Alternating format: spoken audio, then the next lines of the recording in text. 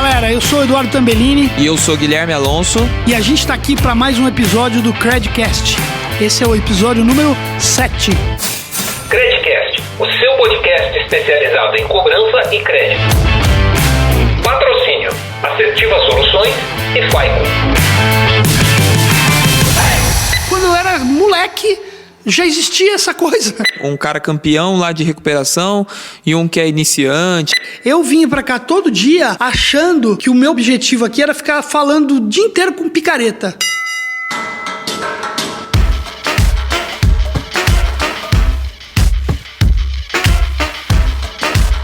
Começando aqui mais um Credcast. O episódio de hoje é sobre gestão de cobrança, né? Um assunto super legal, que aí já não envolve somente a gente entender os aspectos técnicos, como a gente já falou em episódios anteriores, sobre como você montar uma esteira de decisão e assim por diante.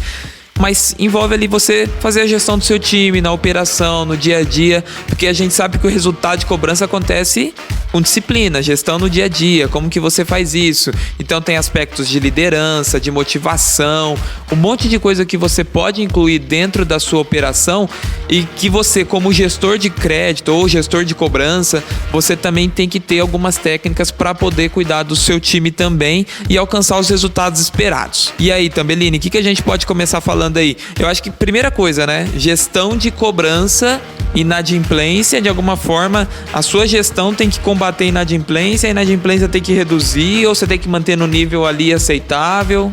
E aí galera, tudo bem? A gente vai falar um pouquinho hoje sobre esse assunto aí que o Gui começou a trazer. É óbvio, né? Eu tenho uma operação de cobrança, qual que é o meu objetivo? Baixar minha inadimplência, trazer dinheiro, recuperar, né? Diminuir, recuperar não só o crédito, mas recuperar o devedor. Na, na, na, na, na, na.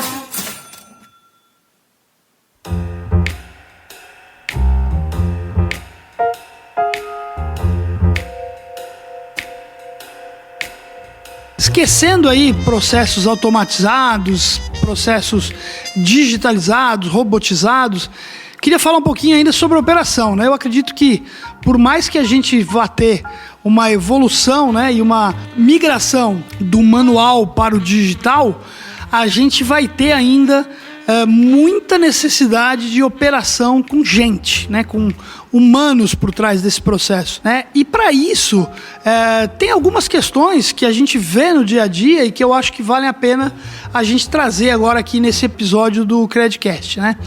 A primeira coisa, né? Eu acho que quando você gerencia uma operação, e aí quando eu falo gerencia uma operação, você não tem que ser o gerente, tá?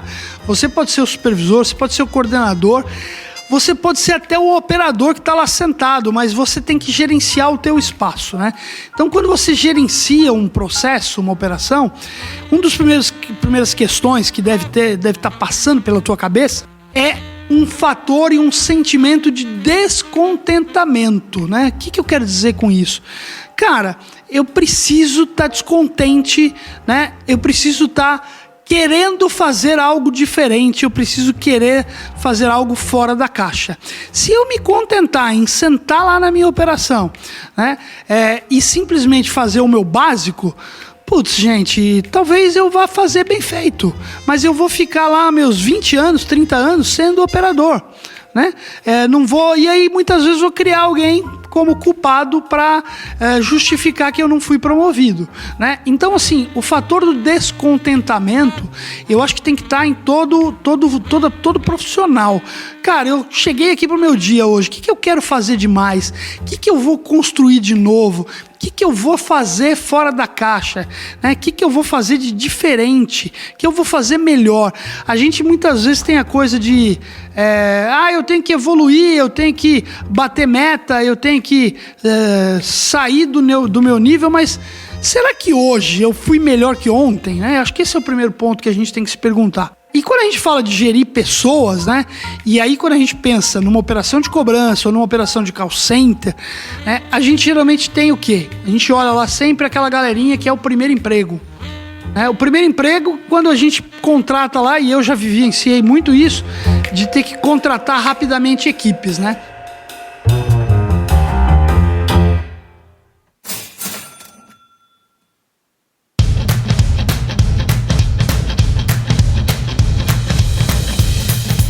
tive uma situação onde eu tinha lá 2 meses para contratar 40 pessoas. Putz, aí você vai lá, faz uma seleção.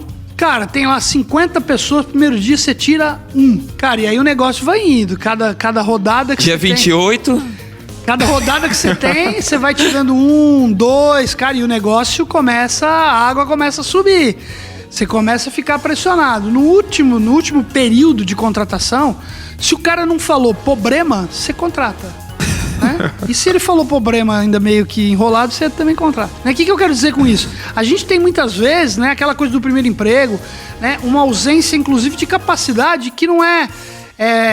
a gente tem muitas vezes pessoas que não sabem conversar nem com seus pais.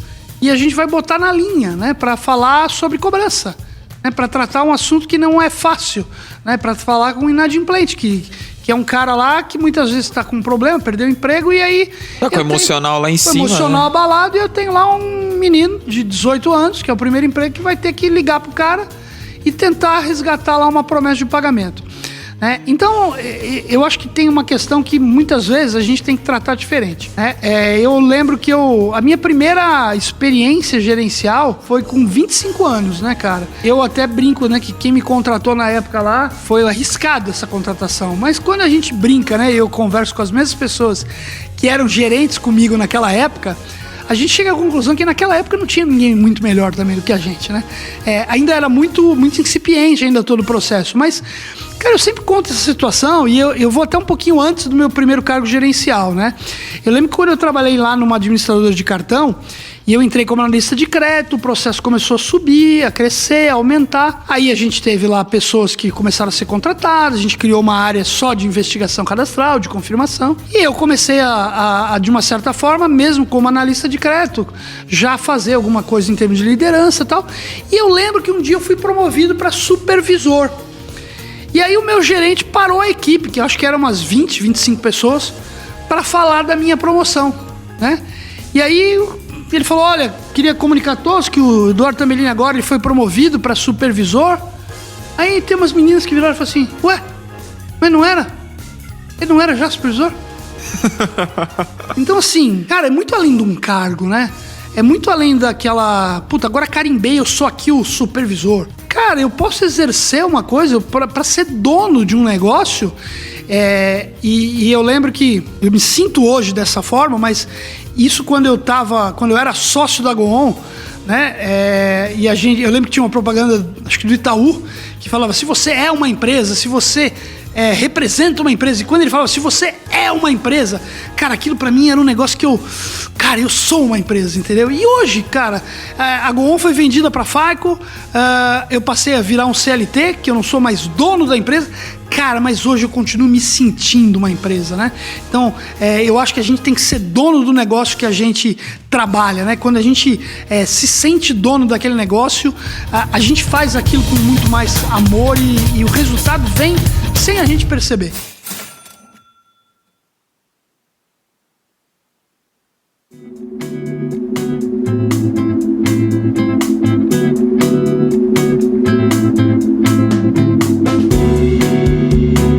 Então eu acho que assim, a primeira coisa que a gente fala em termos de operação e de liderança, né, que ser líder não é ter cargo.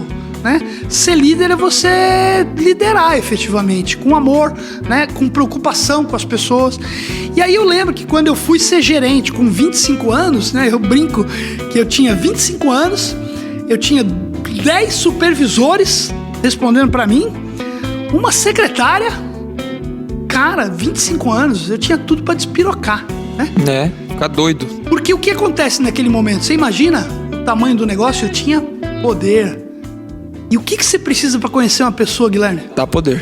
Dá poder, né? Tem duas coisas, poder e dinheiro. Cara, você vai conhecer aquela pessoa como ela é mesmo, né, cara? E muitas vezes o poder desvirtua, né? É difícil eu conseguir lidar com esse poder. Bota lá o pi agora. Sou cara, mas não é bem assim. Não é bem assim, né? Para eu conseguir, graças a Deus, eu acho que eu cometi muitos erros no meu primeiro processo como gestor, né? Pela falta de experiência, tudo. Mas eu acho que eu não cometi um erro de passar por cima de ninguém, né? Eu fiz aniversário recentemente, né? Não sei quando é que esse programa vai estar no ar, mas no último aniversário que eu fiz, eu recebi uma menina pelo Facebook falando assim pra mim: chefe, parabéns. Porra, cara, faz mais de 15 anos que eu trabalhei com essa menina. Ela tá me chamando de chefe. Pô, por que ela tá me chamando de chefe? Pô, cara, por causa do... Ela ainda tem o carinho ainda, né? Então, assim, isso marcou. Né? Pô, cara, eu fui uma pessoa que ela, mesmo 15 anos depois, ela ainda respeita chamar como chefe. Não é que eu sou o único cara que tem isso, não é isso. Cara, eu marquei aquelas pessoas, né? Eu ajudei aquelas pessoas a crescerem. Eu tenho pessoas que hoje que eram operadoras na época que eu trabalhei numa empresa e hoje são gerentes de operações, cara. Pô, que orgulho maior que esse, né? Ou eu tô aqui só preocupado com a minha carreira? Não, pô, caramba, um líder tem que pensar que ele tem uma preocupação não só de estar lá e chegar e botar a gravatinha bonitinha, sentar na cadeira dele, na mesinha, na salinha que ele ganhou, né? Mas espera aí, o quanto que eu tenho que fazer pelas pessoas que estão aqui, né? O quanto que eu tenho que ensinar essas pessoas também, porque, cara, é o primeiro emprego muitas vezes, né? Ela não tem referência daquilo que é certo ou errado. É a hora que ela vai entender o que é certo e o que é errado. Ah, tá bom, mas é muito claro o que é certo ou errado. Putz, cara... Não é. Às vezes o óbvio tem que ser dito, né? Exatamente. Muito bom. E eu acho que uma coisa legal que a gente poderia citar nessa rotina de liderança, de ascensão, como que você gerenciava, por exemplo, o desenvolvimento humano dos operadores, né? Na questão do desenvolvimento profissional deles, qual que era a rotina de treinamento, o que você fazia. E acho que o segundo aspecto que talvez que a gente poderia falar, dentro da rotina de um gestor operacional, se existiam indicadores operacionais, né? Que é a rotina de tarefa, número de ligação, quantidade de tempo no telefone, quantas negociações foram feitas, se tinha algum tipo de rotina que você utilizava e que dica você pode dar para um gestor que está comandando uma operação de cobrança, por exemplo? Você sabe que hoje em dia eu penso em algumas coisas na nossa vida, né, na minha vida, e aí a gente pensa, né, cara, se eu tivesse uma máquina do tempo, né, cara, queria voltar, mudar uma coisa. E eu, cara, graças a Deus aí, por tudo que eu já vivi, né, e eu costumo dizer que tudo que eu vivi, tudo que eu sofri, fez com que eu chegasse até o dia de hoje, né? Então eu não me arrependo de nada, cara. E eu fico pensando, se eu tivesse a oportunidade de ter uma máquina do tempo, eu não gostaria de usar ela. Mas eu até gostaria de usar ela, cara, porque eu lembro que eu, como gestor, nessa operação que eu falei, que eu tinha lá 250 funcionários, cara, eu era um menino ainda, eu ainda faltava conhecimento. Então eu brinco que se eu tivesse uma máquina do tempo, eu queria passar uma semana fazendo gestão daquela operação com o que eu sei hoje, né? Porque, claro, cara, naquela época, além de tudo, ainda tinham poucas técnicas como a gente enxerga hoje, né? Mas o que eu posso dizer hoje, né? Cara, a gente tem que classificar a operação. Primeiro que assim, eu tenho uma operação, eu tenho uma meta, cara, o que eu preciso fazer para bater essa meta? Eu preciso saber que o meu indicador, se o meu indicador é resultado, promessa cumprida, tá bom, para eu fazer promessa, primeiro eu preciso fazer contato com o próprio. Para eu fazer contato com o próprio, primeiro eu preciso fazer alô. Para eu fazer alô, primeiro eu preciso discar. Para eu discar, eu tenho que ter mailing, tem que ter gente disponível. Ou seja, os indicadores que vão nortear o meu resultado tem que estar na minha mão. Então eu preciso saber se hoje o meu dia foi ruim, e esse é outro exemplo que eu tenho. A gente fez um processo numa empresa que a gente media resultado da operação de cobrança a cada semana, né?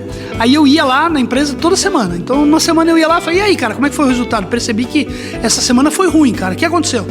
Essa semana eu tive muito problema, tive muito absenteísmo e tal, tive muita falta. Falei, beleza, tudo bem, ok. Vamos pra próxima.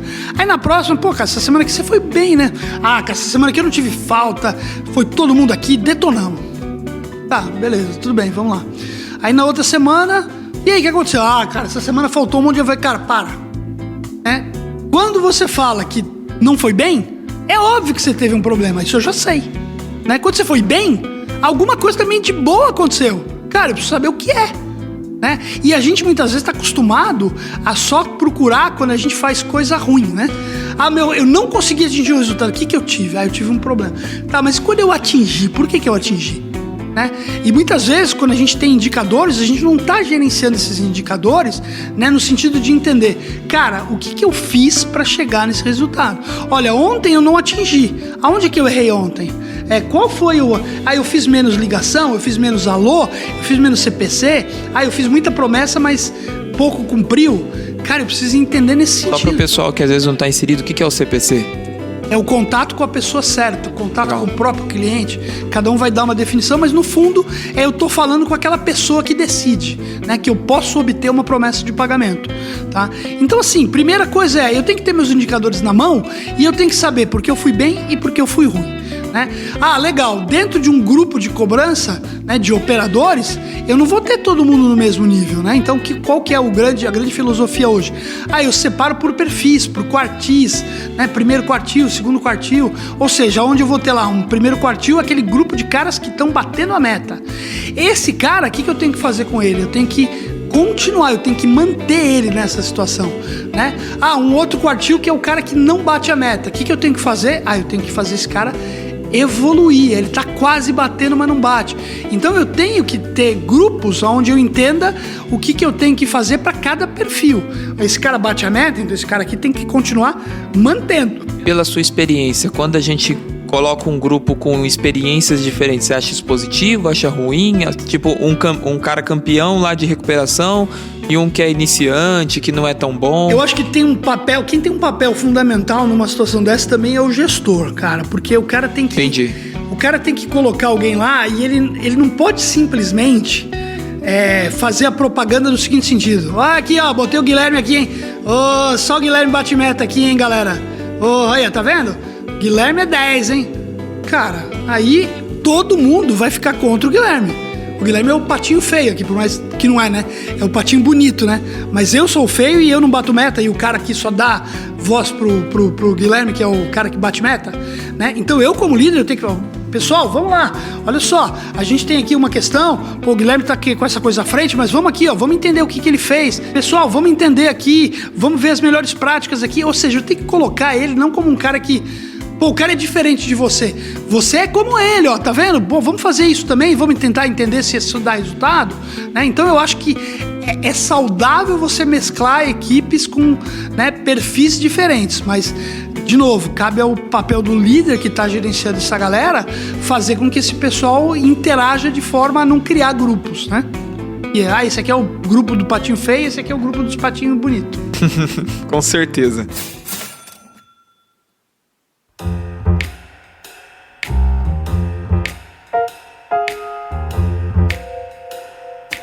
Pô, legal, Tambellini. Acho que você contou o seu, né, a questão de ser senso, dono do próprio negócio, que é um negócio que é seu, né, inerente a você, que você colocou como valor seu. A gente já falou de questões de liderança, falamos sobre a questão de indicadores, falando também como a gente pode organizar o time.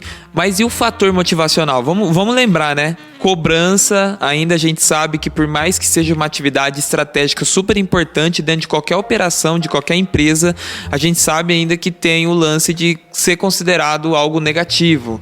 Como que você motiva pessoas a entender a missão, né? Entender o valor daquilo que faz? Eu acho que o primeiro ponto, né, tem que estar muito claro para aquela pessoa que aquela atividade de cobrança, né, primeiro que cobrar é algo totalmente normal e legal, né? Beleza, ou seja, eu não estou fazendo nada ilegal ou imoral, né? Eu estou cobrando um direito de algo que eu emprestei, de um serviço que eu prestei simplesmente. Então, assim, primeira coisa é entender, cara, isso aqui não tem nenhuma imoralidade de ser feita. Uhum. Legal. Segundo, cara, qual que é teu objetivo aqui? Compromisso e obrigação, né? Exatamente. Qual que é teu objetivo aqui? Teu objetivo aqui é ajudar pessoas a arrumar caminhos. Eu fiz um treinamento onde uma menina no final do treinamento falou assim, eu queria dizer uma coisa, eu vinha pra cá todo dia achando que o meu objetivo aqui era ficar falando o dia inteiro com picareta. E você me fez pensar que é o contrário, que não é assim, que eu tenho aqui um papel onde eu posso ajudar pessoas. Então amanhã eu vou vir para cá muito mais entusiasmada, porque eu vou pensar o quanto que eu posso ajudar pessoas, Então eu acho que o primeiro ponto é, você tem que ter claro qual é o teu objetivo, é recuperar pessoas. E aí, de novo, não é só o operador que tem que pensar isso, a empresa, o teu negócio tem que vender isso. O segundo é, hoje em dia não dá para você imaginar que uma operação de venda, de cobrança, ela vá só ser estruturada com o salário mensal. A gente tem que pensar num processo de remuneração variável. Uma remuneração variável atrelada a metas. Não tem jeito de eu te pagar mais só porque eu gosto de você. Existem formas de fazer isso, geralmente é sobre o valor recuperado. Eu posso ter alguns SLAs atrelados à meta. Putz, cara, eu não gosto de usar, por exemplo, em cobrança, tempo de atendimento. Isso é uma coisa que eu não acho que faz sentido para cobrança, TMA. Mas, de repente eu posso chegar e falar, tá bom, fulano, olha só, você vai ganhar remuneração variável, mas, cara, você tem que ter baixo absenteísmo, você tem que ter baixo atraso, tudo isso. O que eu também às vezes discuto, porque, cara, o cara ir trabalhar e trabalhar às 6h20 é o básico, eu beneficiar pelo cara fazer o básico, para mim não faz sentido. Então eu acho que tem alguns gatilhos, alguns cuidados.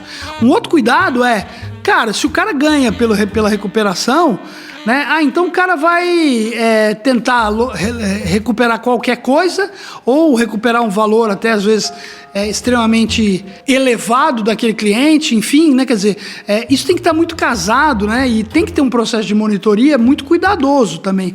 Quando eu faço também um processo de remuneração variável para entender, quem está ganhando por quê? Porque ele tá fazendo um monte de acordozinho pequeno, e podia receber poucos maiores, ou ao contrário, o cara tá de repente esfolando lá o cliente, pegando um valor até além do que ele poderia pagar. Mas enfim, acho que esse é um processo também que, como tudo dentro de uma empresa, tem que ser monitorado de uma forma muito adequada.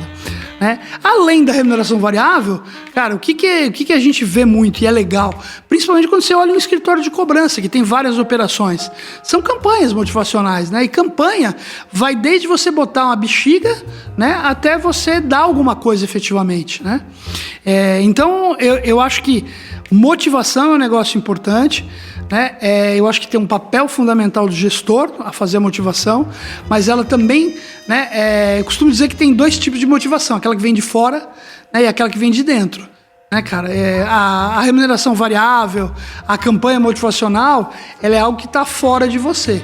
Agora, a motivação que dura mesmo é aquela que vem de dentro, e que você percebe valor naquilo que você está fazendo. Com certeza. E eu acho que a base da pirâmide principal da motivação é o líder conseguir vender muito bem a importância da recuperação daquele crédito. E eu acho que um negócio que a gente já discutiu em podcasts anteriores, principalmente quando a gente falou sobre cobrança humanizada, mas também de levantar o fato de que não é só recuperar o dinheiro, mas recuperar também o cliente. O cliente, ou seja, o cidadão. Quando você vende isso pro operador, você está mostrando para ele que ele tem uma importância fundamental dentro do negócio e para a sobrevivência e o crescimento sustentável daquela empresa. Exatamente. Eu acho que isso daí é super legal para a gente manter e ter ali dentro do nosso processo. E, cara, tendência de crescimento e sucesso dentro da operação. É isso aí, cara. Muito bom.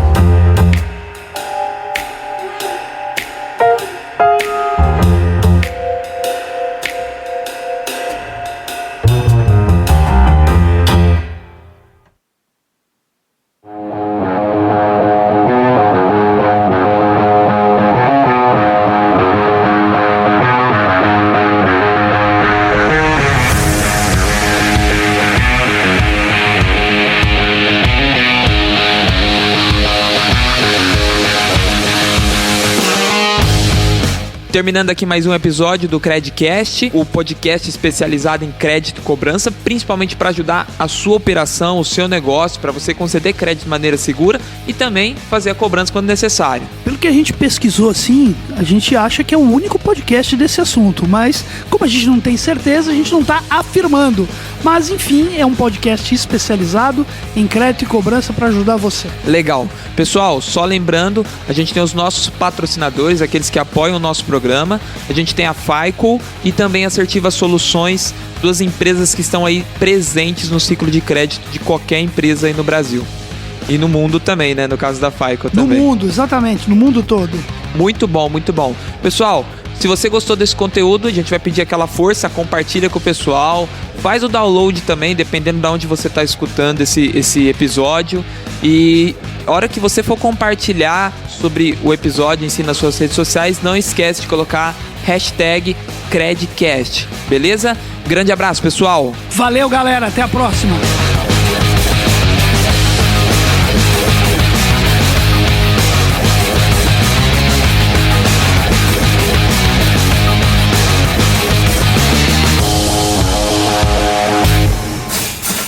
Credcast, o seu podcast especializado em cobrança e crédito.